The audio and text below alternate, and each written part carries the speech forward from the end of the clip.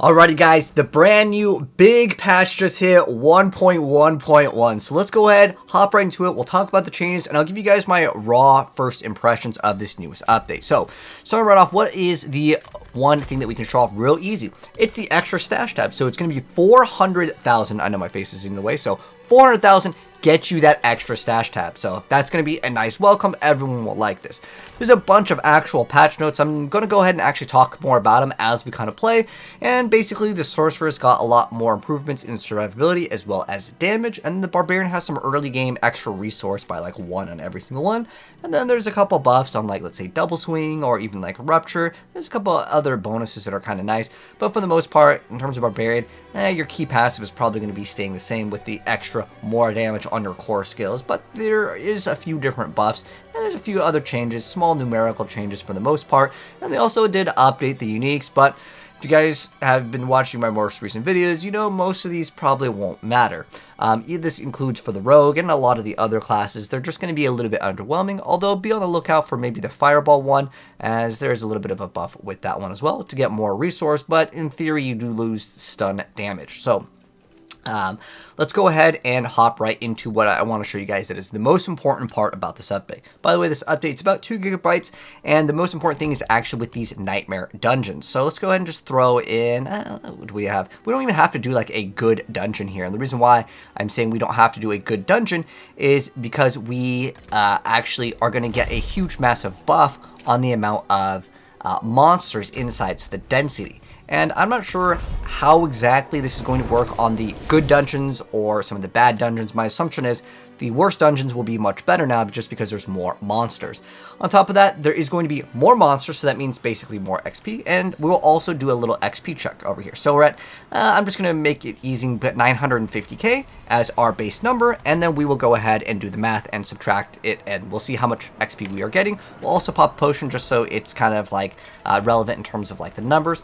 On average, you can get a little bit over 1 million per dungeon. This can vary between dungeons as well as if you're playing in a group or not, but we're just going to go raw in and we're going to see how much more XP we get. I'll do the full thing, and this actually may make these dungeons a little bit harder because there is of course more density, right? More density means, well, it's going to be a little bit harder to survive because there's just simply more monsters that exist, right? So monsters are a little bit higher in terms of level. It's not going to be like an insane huge difference. It's not like 100, just so we can go a little bit faster here. I'll tell you guys kind of how it feels. This is honestly my raw impressions of this. This is my first dungeon going in. And on top of that, there is a change with the barber, so everything should apply exploit properly now, and I would say that now it kind of works a lot better.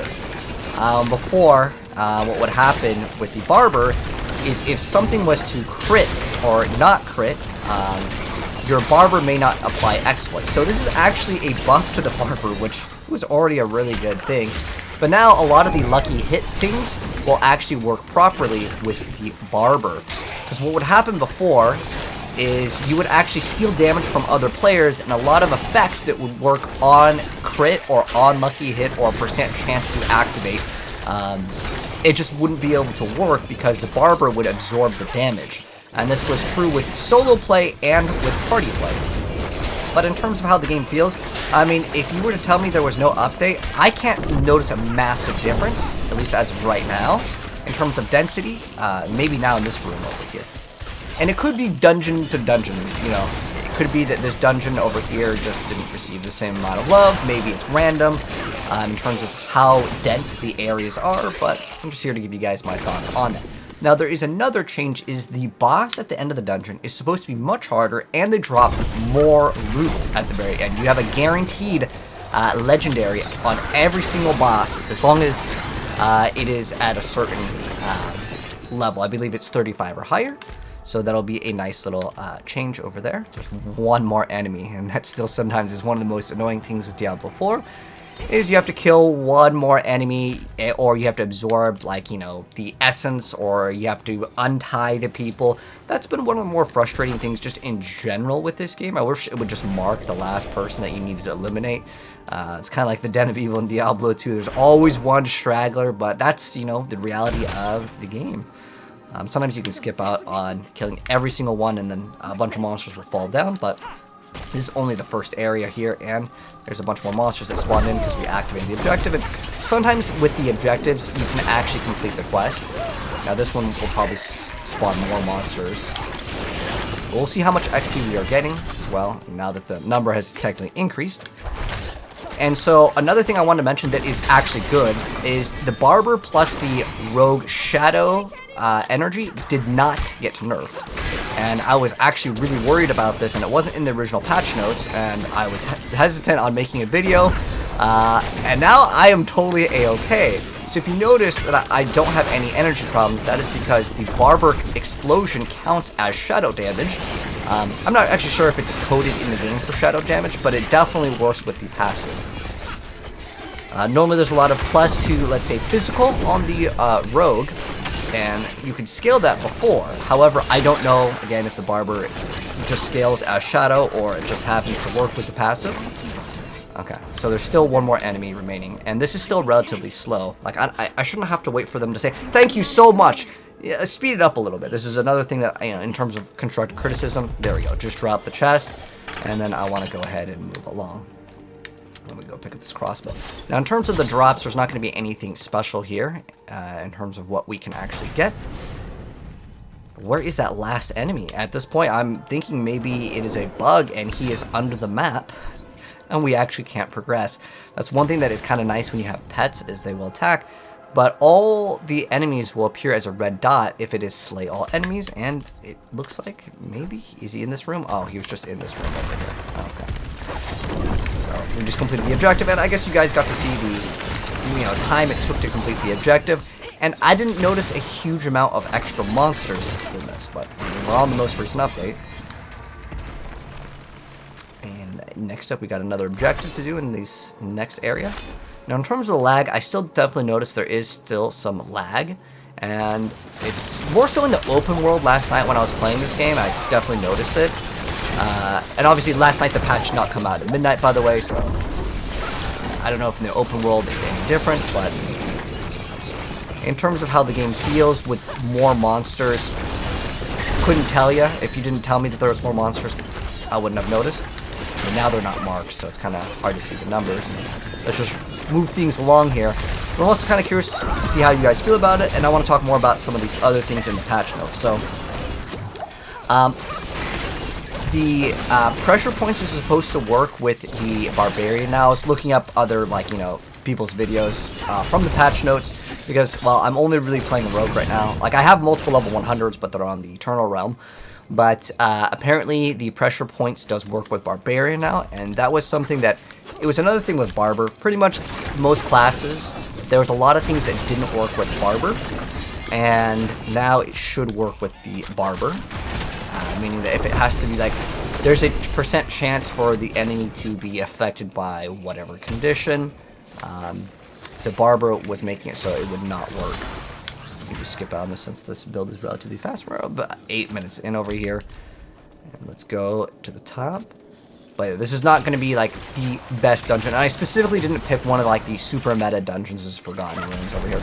But I wanted to see like how it felt on a non, like, you know, super meta dungeon. So put that thing in, and then let's just go to the next one and finish it off. And we're going to see the boss. How much harder is the boss? And I'll actually test something else out that I want to mention. So this is more so with the Rogue, but this will apply to all classes that have to have some sort of condition of hitting the enemy a certain amount of times. Because what happened was the Barber would actually absorb your damage, and it would not let you have your inner sight work properly. This was actually mentioned in the patch notes, so let's see if it actually works properly. Maybe we might have to run on a basic scale. I hope I don't do too much damage to melt the boss, but at the same time, I kind of want to tell you guys how it feels with the new boss changes to have a lot more HP, and I'll put it up on screen after we kill the boss to show you guys how much more difficult the boss has actually become. And we'll see if we notice a difference. Okay. So, starting right off, let me go and just activate my buffs over here. So just go ahead with this. Okay. So what I want to show off is the changes to the bosses. So I'll link this down below as well. This is just the max roll patch notes. But let me change the specialization real quick after we kill this guy. Okay. So one thing is the inner sight actually didn't work with the barber, but this is supposed to be getting fixed, so we'll test this out.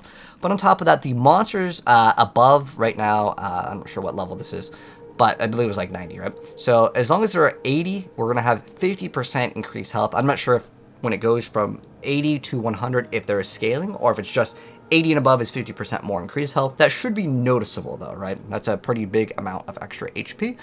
And so let's go ahead and go in, and I'll tell you guys kind of, you know, my feels on the amount of HP that the boss actually has. And I'll also test out the inner sight to see if that is actually working properly. So go ahead and attack the boss a couple times, and we'll see how it kind of feels. Okay. Maybe my build is too good. Okay, so the problem is that like when a good player is playing the game, or like if the build is efficient, right? I mean, if you guys want to copy this build, I mean, I did not notice a 50% increase in the boss's HP, but that's, you know, my real feedback in terms of how I felt with it. Let me grab this one over here. Also, one thing that I gave him constructive feedback on is like these glyphs, sometimes they take way too long to activate. And none of my stuff is max level. We're only level 85 on this character. And that thing just got absolutely obliterated. The barber is still very, very strong.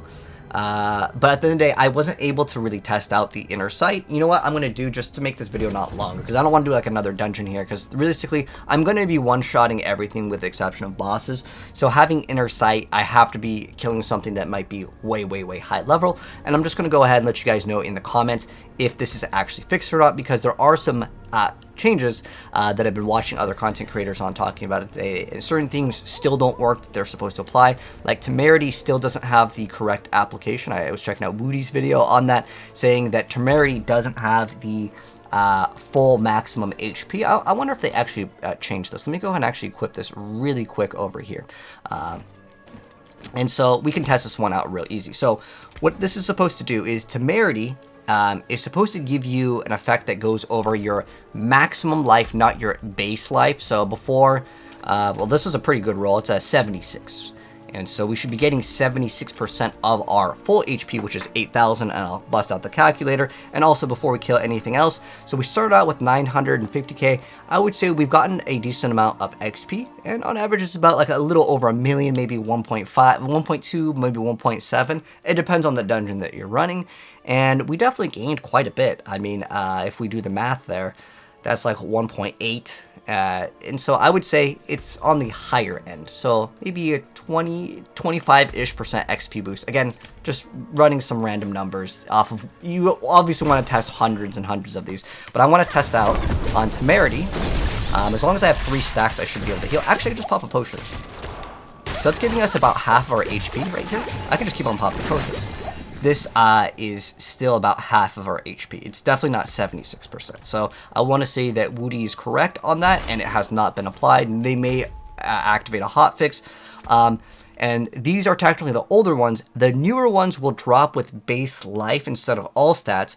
But how it should work is the unique power should actually affect, because it says that effects that heal us beyond will grant us the barrier of our maximum life. And before, it only worked off of your base life, so any rubies and stuff would not count towards it, but it's supposed to make it so it would work. So I would still say temerity, unless you maybe get the new ones.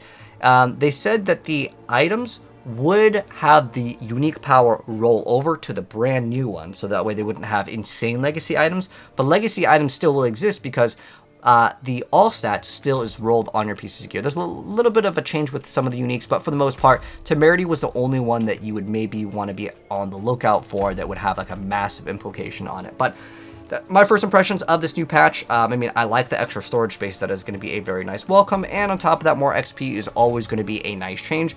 And going over the rest of the patch notes over here, like a really brief thing. This is the temerity thing. And again, that was not actually fixed, which is one of the things I was most excited about. And there's a couple other changes over here, general fixed issues. But there's another thing that I do want to mention. Let's see if I can find the exact notes. The most important thing is in the Nightmare Dungeons, you will not be able to have the chill, like the, I think it's like cold enchanted. And on top of that, there is, actually, I can just do this. So there is the resource burn. let me find it. So resource burn, no, they fixed something. It wouldn't work against resource burn, but that doesn't matter because okay, here we go. So resource burn is removed. And then Cold Enchanted is removed, and also Backstabbers is removed. This is actually pretty big for a Barbarian, because you don't have too much control when you're spinning, right? And so these are going to be removed. So in terms of the Nightmare Dungeons, honestly, if you didn't tell me that there was more density, and we did get a lot more XP, so logically there was definitely going to be more. I would say this patch is a nice change, but this is supposed to be the big patch, and just off of how I felt with the game, it didn't feel like it was more difficult. Some people were complaining that the game is more difficult because there's more monsters, therefore you take more damage, but that's my impressions of the patch. I think that is a good step in the right direction, but it's too small to make players that said, you know, I'm done with Season 1. Can they really come back to, you know, a small little numerical change, a little buff here and there, making things actually work properly with the Barber? It is good, but I don't think it's enough of a sell to keep us, even me personally as a huge Diablo content creator, in terms of like how much I'm playing. Like I'm playing this game a lot. Like it doesn't seem like there's enough content to keep me here for the amount of months that is required. It is kind of like I can have fun for maybe a weekend unless I'm building every single class, but it is a slog through getting all the glyphs, all the renown. But I want to talk about that more in the future.